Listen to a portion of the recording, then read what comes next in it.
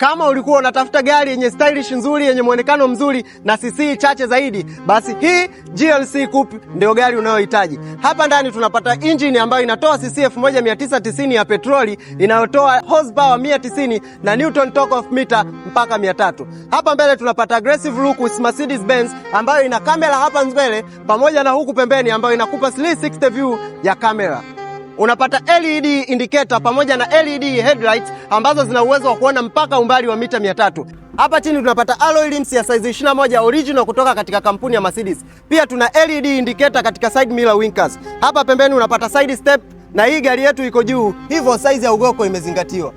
Na hapa ndani ndipo inapokamilika maana halisi ya ufahari. Mercedes wamekuwekea ambient light nyingi sana ambazo zimezunguka katika hii gari, audio system nzuri hii hapa yenye mziki mwanana. Hapa katikati unapata full option steering, digital dashboard hii hapa ambayo ina low mileage, infotainment screen ambayo unaweza control katika dial pad hii hapa katikati, 360 view camera kwa ajili ya kukurahisishia pale unapotaka kupaki.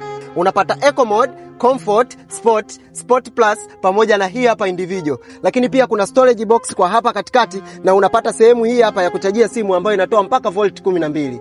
Na swala la nafasi humu ndani limezingatiwa. Unapata hiyo hapo side step ambayo inafika mpaka huku nyuma na sehemu kubwa kwa ajili ya abiria kujinafasi huku nyuma. Lakini pia nao wanapata hizo hapo ambient light. Unapata sehemu hii hapa ya kucontrol AC pia ukiwa umekaa hapa nyuma. Na kwa hapa nyuma unapata coupe design ambayo inafanana na yai. Unapata double exhaust system pamoja na hii hapa automatic parking system. Ukiweka reverse ndipo hii kamera inatoka nyuma.